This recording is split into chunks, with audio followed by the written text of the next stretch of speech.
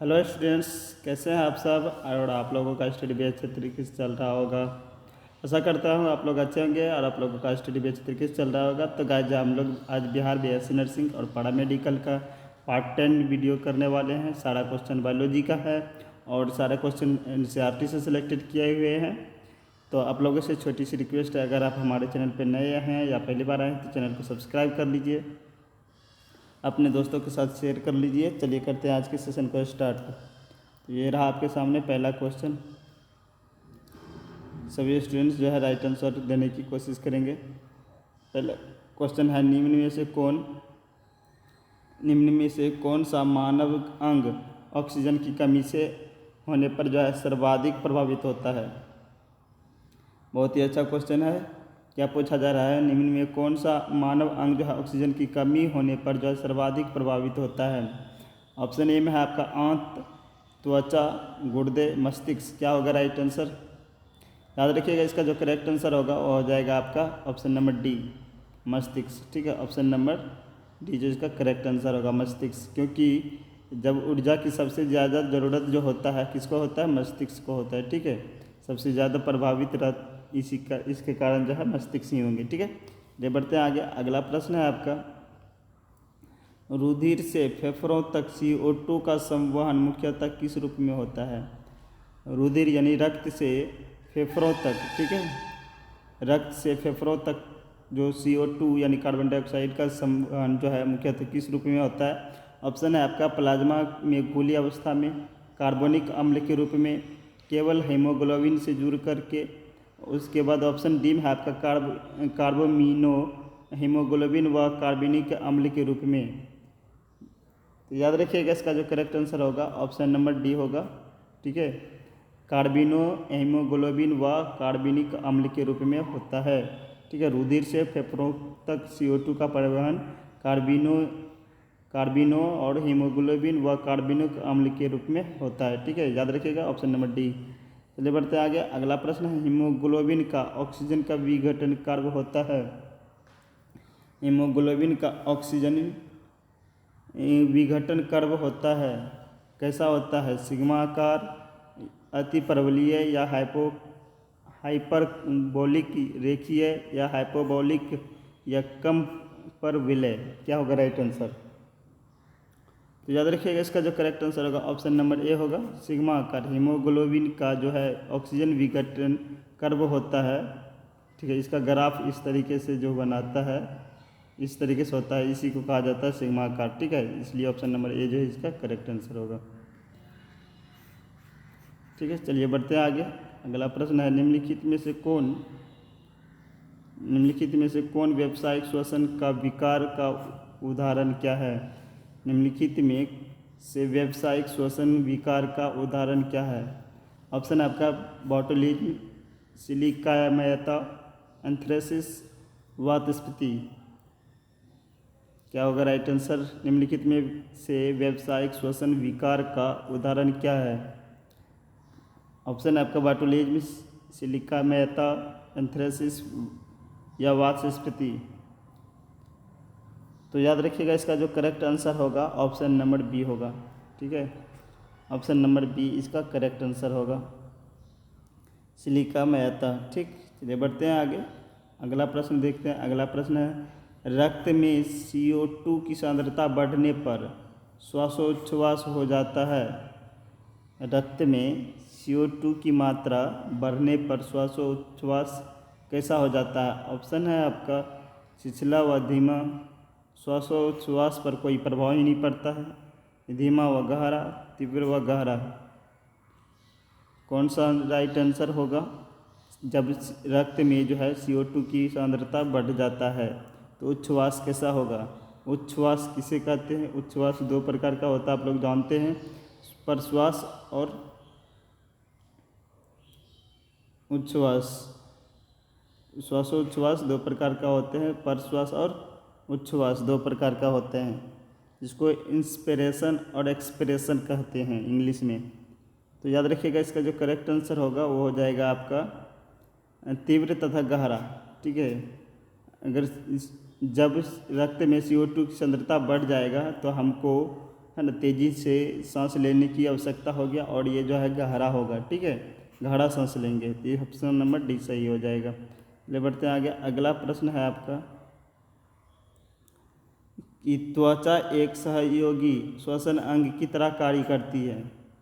त्वचा एक सहयोगी श्वसन अंग की तरह कार्य करता है किसमें? मनुष्यों में, मेंढक में, खरगोश में, छिपकली में? किसमें जो है श्वसन अंग की तरह कार्य करता है त्वचा? तो याद रखिएगा इसका जो करेक्ट आंसर होगा ऑप्शन नंबर बी। मेंढक में जो है त्वचा किस जो है श्वसन अंग का कार्य करता है। इसके अंदर में फेफड़ा भी होते हैं, या दोनों से श्वसन ग्रहण करते हैं, फेफड़ा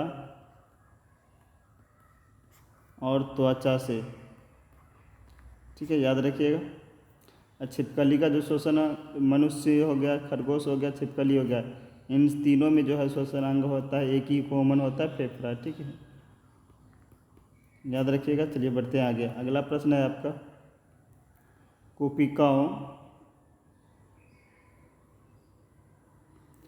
कुपिकाओं विसरण स्थल से, ठीक है, कुपिकाओं में ऑक्सीजन एवं कार्बन डाइऑक्साइड का आंशिक दबाव होता है। कुपिकाओं में विसरण स्थल में, जिसको विसरण स्थल कहते हैं, में ऑक्सीजन यानी में कार्बन डाइऑक्साइड का आंशिक दबाव mmHg में क्या होगा, ये पूछा जा रहा है। यहाँ पे आप अगर आपको याद हो तो इस तरीके से चित्र होता था ट्रेकिया का, ठीक है। उसके बाद यहाँ से ब्रोंकस निकलता था, प्राइमरी सेकेंडरी ब्रोंकस निकलता था, जिसमें एयर सेक होता था, ठीक है, एल्वुलाई जिसको कहते हैं एयर सेक होता था, ठीक है। तो एयर सेक को ही हम लोग क्या कहते हैं? वायु कुपिका कहते हैं। इसी को हम लोग क्या कहते हैं? वायु कुपिका कहा जाता है, ठीक है, याद रखिएगा। इसी को कहते हैं वायु कुपिका। तो बोला जा रहा है यहाँ पे ऑक्सीजन एवं कार्बन डाइऑक्साइड का आंशिक दबाव mmHg में क्या होगा? याद रखिएगा इसका जो करेक्ट आंसर हो जाएगा आपका option number B, partial pressure. Oxygen का पार्शल प्रेशर कितना होता है? 104, और जो है कार्बन डाइऑक्साइड का पार्शल प्रेशर होता है 40, ठीक है। ये कोशिकाओं का जो है आंशिक दाब है mmHg में। जो ऑक्सीजन का पार्शल प्रेशर कितना होता है? 104, और जो है कार्बन डाइऑक्साइड का पार्शल प्रेशर कितना होता है? 1/40, ठीक है, याद रखिएगा। ये वायु कुपिकाओं का है, ठीक है। ऑप्शन सी में है आपका धमनी। ऑप्शन सी में है ये पार्शल प्रेशर 40 एवं जो है ऑप्शन पार्शल प्रेशर CO2 जो है 45, ये होता है आपका धमनी में। धमनी में जो रक्त होते हैं उसका जो है पार्शल प्रेशर है, धमनी के रक्त का पार्शल प्रेशर, ठीक है।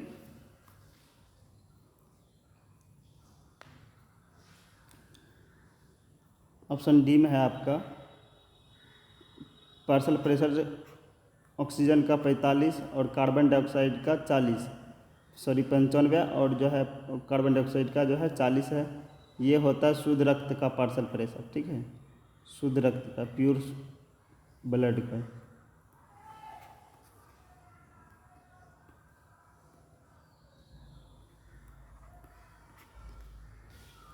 तो यहाँ पे याद रखिएगा ऑप्शन नंबर बी इसका जो है करेक्ट होगा।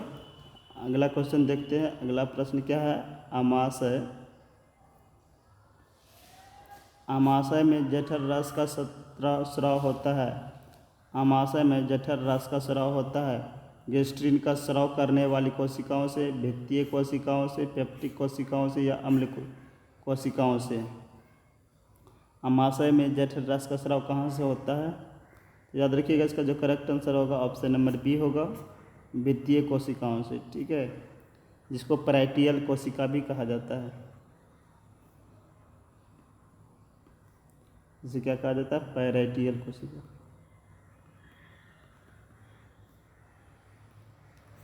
पैराइटियल कोशिका से किसका सूत्रवन होता है? अमाशय रस, जिसको हम लोग HCl कहते हैं, हाइड्रोक्लोरिक अम्ल। बढ़ते हैं आगे। अगला प्रश्न है, वह एंजाइम जो सक्कस एंटेरिक्स यानी आंतररस में मौजूद नहीं होता है। वह एंजाइम जो सक्कस यानी एंटेरिक्स यानी कि जिसको हम लोग हिंदी में आंतररस कहते हैं, एक कहाँ में वो मौजूद नहीं होता है? आंतररस में कौन सा जो है एंजाइम मौजूद नहीं होता है? ऑप्शन है आपका न्यूक्लिएज, न्यूक्लियोसाइडेज, लाइपेज, माल्टेज।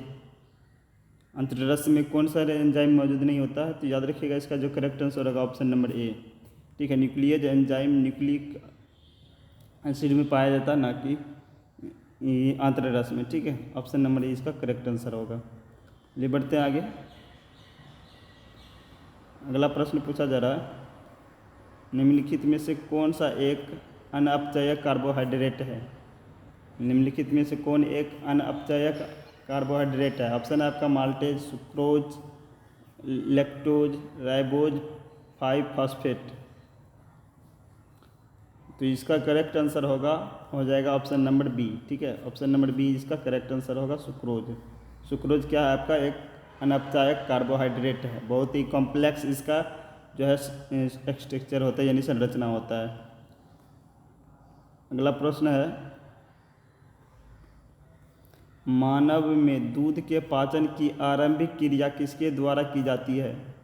मानव में दूध की पाचन की आरंभिक क्रिया किसके द्वारा की जाती है? ऑप्शन है आपका lipase, trypsin, rennin, pepsin.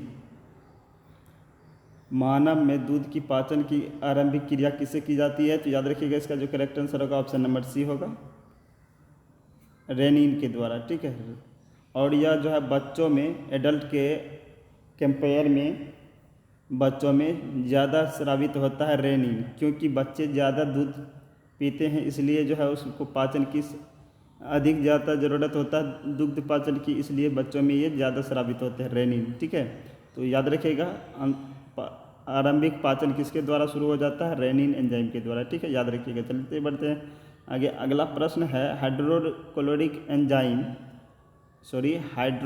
Enzyme जो कि कम pH पर कार्य करते हैं कहलाते हैं। वह हाइड्रोलाइटिक एंजाइम जो कम pH पर कार्य करते हैं क्या कहलाते हैं? ऑप्शन आपका प्रोटीएज, अल्फा एमाइलेज, हाइड्रोलेलेज, पेरोक्सीडेज। क्या होगा राइट आंसर?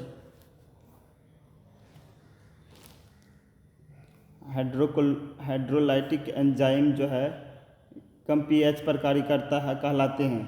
तो याद रखिएगा इसका जो करेक्ट आंसर होगा हो जाएगा ऑप्शन नंबर ए, प्रोटीएज। ठीक है, ये क्या कहलाते हैं? प्रोटीएज कहलाते हैं।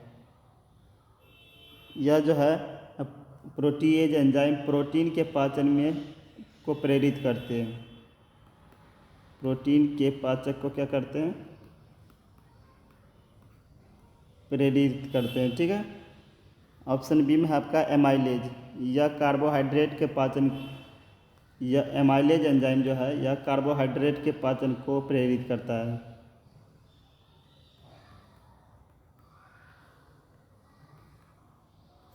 कार्बोहाइड्रेट को। ठीक है, ऑप्शन सी में आपका हाइड्रोलेलेज। यह जो है किस पर क्रिया करता है? जल पे। यह जल पे यानी कि H2O पे क्रिया करता है, यानी कि जल का अपघटन करता है।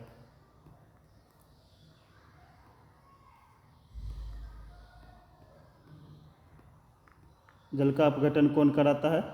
हाइड्रोलेलेज। ठीक है, याद रखिएगा। चलिए बढ़ते हैं आगे। अगला प्रश्न पूछा जा रहा है, वह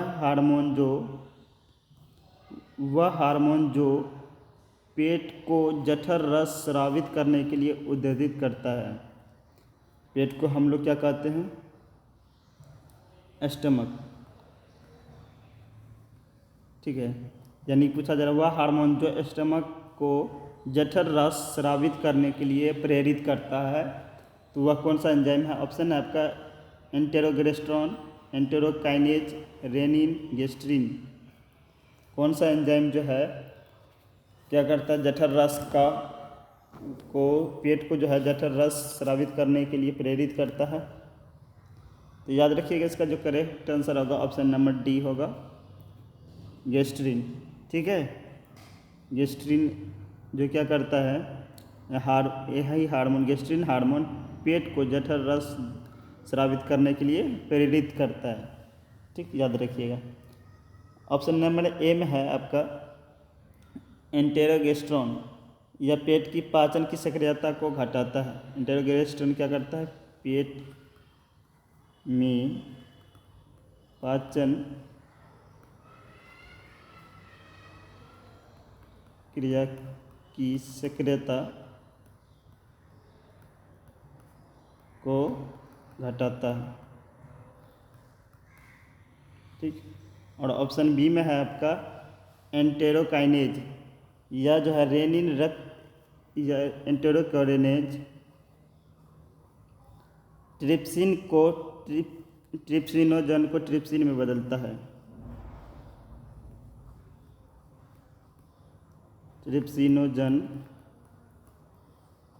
को किस में बदलता है, ट्रिप्सिन में। और ऑप्शन सी में आपका रेनिन जो है आपको पता होगा किडनी के द्वारा जो है ये उत्सर्जित होता है, और यह दूध के पाचन में और जो है जल के नियमन को बनाए रखता है। ठीक है, ये मुख में अगर बनता है तो यह दुग्ध का जो है पाचन कराता है, और अगर यह गुर्दे के द्वारा स्रावित होता है तो ये क्या करता है, जल के नियमन को बनाए रखता है हमारे शरीर में। ठीक है, तो इसका करेक्ट आंसर कौन सा हो जाएगा, ऑप्शन नंबर डी होगा। ठीक है, याद रखिएगा। चलते बढ़ते आगे।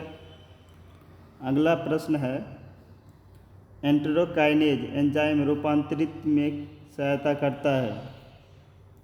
एंटेरोकाइनेज एंजाइम रूपांतरित करने में सहायता करता है, अभी इसका राइट आंसर बताए थे। ऑप्शन ए में है पेप्सिनोजन को पेप्सिन में, ट्रिप्सिनोजन को ट्रिप्सिन में, केसिनोजन को केसिन में, प्रोटीन को पॉलीपेप्टाइडों में। एंटेरोकाइनेज एंजाइम का रूपांतरण में सहायता करता है। याद रखिएगा, इसका जो करेक्ट आंसर होगा ऑप्शन नंबर बी, ट्रिप्सिनोजन को ट्रिप्सिन में बदलता है। ऑप्शन नंबर बी इसका करेक्ट आंसर होगा। चलिए बढ़ते हैं आगे। अगला प्रश्न है, वसा का अधिकांश पाचन होता है। वसा का अधिकांश पाचन कहाँ पे होता है, आमाशय में, पेट में, ग्रहणी में या छोटी आंत में? वसा का अधिकांश पाचन कहाँ पे होता है? वसा जिसको हम लोग फैट कहते हैं, इसका अधिकांशतः पाचन कहाँ होता है? तो याद रखिएगा, इसका जो करेक्ट आंसर होगा ऑप्शन नंबर बी, पेट में, स्टमक।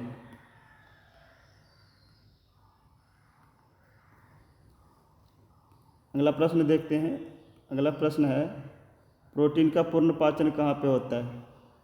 प्रोटीन का पूर्ण पाचन कहाँ पे होता है? पेट में, इलियम यानी छोटी आंत का जो भाग है एक इलियम, और उसके बाद है ऑप्शन सी में है मलाशय, ऑप्शन डी में है ड्यूडेनम जिसको हम लोग ग्रानी भी कहते हैं।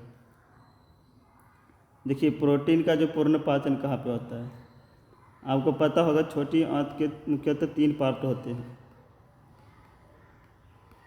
ठीक, पहला पार्ट होता है आपका इलियम, जेजुनम, उसके बाद होता है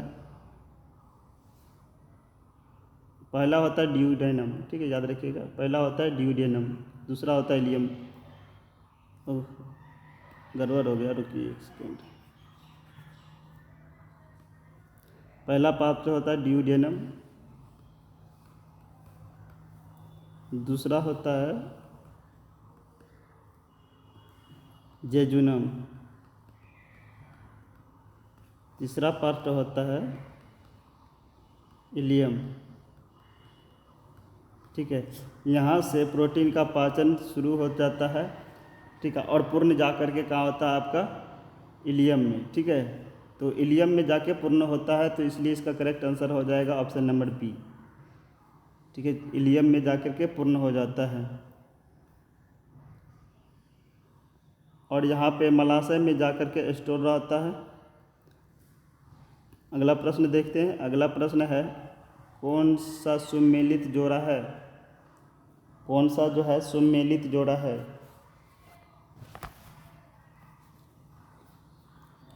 एक तरफ जो है विटामिन दिया है और उसके साइड में जो है इसके रासायनिक नाम दिए गए हैं विटामिन के। तो कौन सा सुमेलित है ये बताना आपका। ऑप्शन एम है vitamin E tocopherol, vitamin D riboflavin, vitamin B calciferol, option D में है आपका विटामिन ए थायमीन। कौन सा जो है सुमेलित जोड़ा है।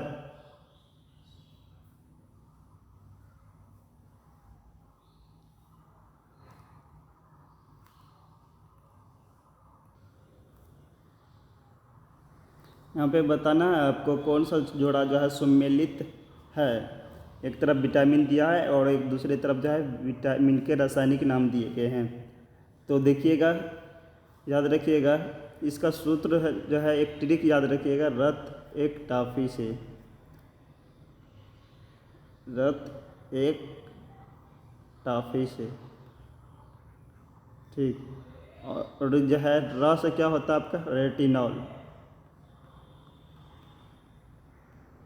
ठीक, यानी कि विटामिन ए।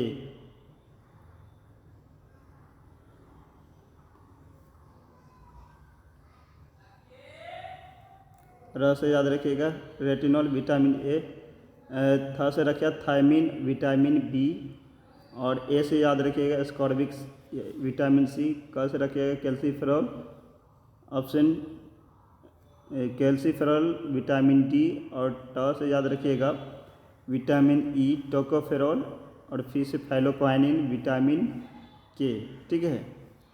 तो कौन सा ऑप्शन सही होगा यहाँ पे बताना है। कौन सा ऑप्शन सही होगा ये आपको बताना है। तो देखिए यहाँ पे अब विटामिन ई टोकोफेरॉल, यहाँ पे बताए विटामिन ए का रासायनिक नाम क्या होता है टोकोफेरॉल। तो ऑप्शन नंबर ए ही सही हो जाएगा। विटामिन डी का जो है रासायनिक नाम राइबोफ्लाविन ना हो करके इसका जो होता है कैल्सीफेरॉल होता है, कैल्सीफेरॉल, ठीक है। और जो है विटामिन बी का रासायनिक नाम कैल्सीफेरॉल ना हो करके थायमीन होता है। और विटामिन ए का रासायनिक नाम थायमीन ना हो करके क्या होता है रेटिनॉल, ठीक है। याद रखिएगा, इस ट्रिक से भी आप याद रख सकते हैं। एक टॉफ़ी, र से क्या होगा रेटिनॉल, थ से थायमीन, ए से क्या होगा स्कॉर्बिक, के से होगा कैल्सीफेरॉल, टी से टोकोफेरॉल, और फी से होगा फिलोक्वानिन, यानी कि विटामिन के, ठीक है। तो यहाँ पे ऑप्शन नंबर ए जो इसका सही हो जाएगा, विटामिन ई का ही सुमेलित है टोकोफेरॉल। ये बढ़ते हैं आगे, अगले प्रश्न को देखते हैं। अगला प्रश्न क्या है कि निम्न में से कौन प्रोटीन की कमी से होने वाला बीमारी है। रोतोंधी, एक्जिमा, क्वाशियोकर, सिरोसिस। कौन जो है प्रोटीन की कमी से होने वाला बीमारी है। प्रोटीन से कमी से होने वाले तो बीमारी का नाम याद रखिएगा। पहला तो याद रखिएगा क्वाशियोकर, ठीक, और दूसरा याद रखिएगा मरम्मस, ठीक है। तो यहाँ पे ऑप्शन सी में इसका करेक्ट आंसर हो जाएगा क्वाशियोकर, ठीक है। रोतोंधी जो आपको पता होगा विटामिन ए की कमी से होता है, और सिरोसिस जो है सिरोसिस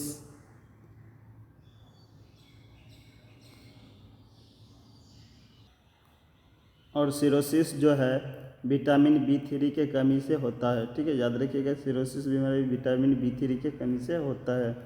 ले बढ़ते हैं आगे। अगला प्रश्न है,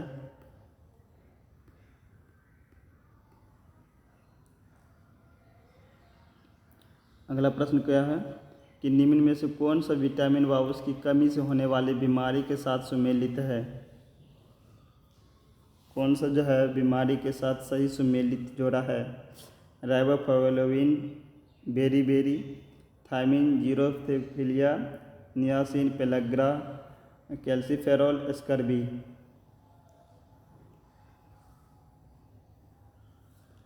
कौन सा जोड़ा जो है सुमेलित है।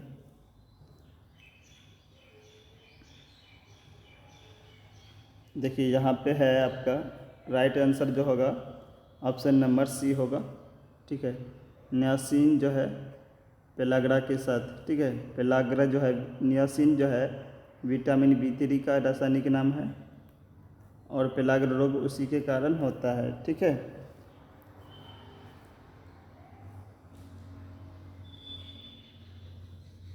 उसके बाद है ऑप्शन ए में बेरीबेरी, या बेरीबेरी रोग जो होता है विटामिन B1 के कारण होता है। विटामिन B1 के कारण होता है, जिसका रासायनिक नाम होता है थायमीन। ठीक, और अगला क्वेश्चन है आपका थायमीन। थायमीन अभी देखें आपने, इसका किसका रासायनिक नाम था, विटामिन 1 का। कैल्सीफेरॉल किसका रासायनिक नाम है, विटामिन D का। तो विटामिन D के कमी से कौन सा रोग होता है। ये अस्थियों में होने वाला रोग है विटामिन D के कमी से। और स्कर्वी विटामिन C के कमी से होता है। ठीक है, याद रखिएगा। चलिए बढ़ते हैं आगे। अगला प्रश्न क्या है, नवजात में हेमोजोइक रोग किसकी कमी के कारण होता है। नवजात में हेमोजोइक रोग किसकी कमी के कारण होता है। ऑप्शन आपका vitamin A, vitamin B1, vitamin B12, vitamin के। तो याद रखिएगा, इसका जो करेक्ट आंसर होगा ऑप्शन नंबर डी होगा, विटामिन के।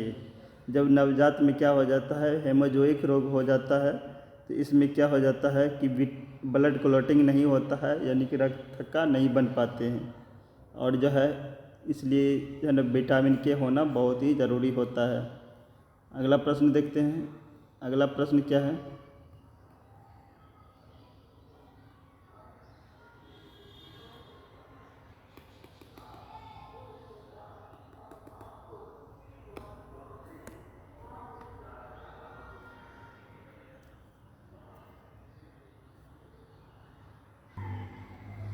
अगला प्रश्न क्या है आपका,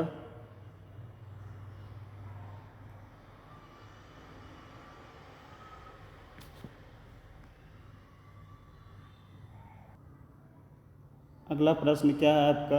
अगला प्रश्न है विटामिन सी। विटामिन सी यानी एस्कर्बिक अम्ल को रोकता है। एस्कर्बिक अम्ल कौन से रोग को रोकता है।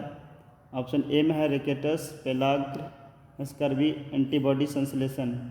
स्कर्वी रोग जो रोकता है वो रोकता है आपको स्कर्वी स्कॉर्बिक अम्ल जो रोकता है स्कर्वी रोग को रोकता है। ठीक है, और यह जो है दांत उंत में जो क्षय होता है, जिसके कारण उसरों से रक्त ब्लीडिंग होने लगता है, उसी को हम लोग स्कर्वी रोग के नाम से जानते हैं। यह विटामिन डी के कमी से होने वाला रोग है रिकेटस। पेलाग्र रोग जो है देखे थे विटामिन B3 की कमी से होने वाला रोग है। ठीक है, याद रखिएगा। चलिए बढ़ते हैं आगे अगले प्रश्न की तरफ। अगला प्रश्न है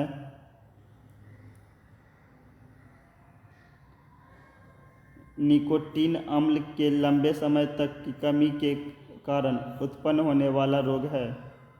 निकोटीनिक अम्ल के लंबे समय तक की कमी से होने वाला रोग है ऑस्टियोमलेशिया, जीरोफ्थेलिमिया, पेलाग्र, एनीमिया, जिसको रक्तल्पता भी कहते हैं। क्या होगा राइट आंसर। तो याद रखिएगा, इसका जो करेक्ट आंसर होगा वो होगा आपका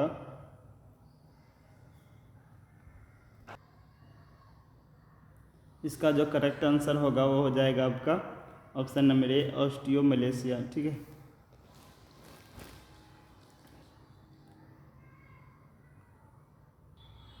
याद रखिएगा इसका जो करेक्ट आंसर होगा ऑप्शन नंबर ए, ऑस्टियोमलेशिया। चलिए बढ़ते हैं आगे। अगला प्रश्न है आपका, किस विटामिन की अनुपस्थिति में कैल्शियम की कारण जो है बनती है? किस विटामिन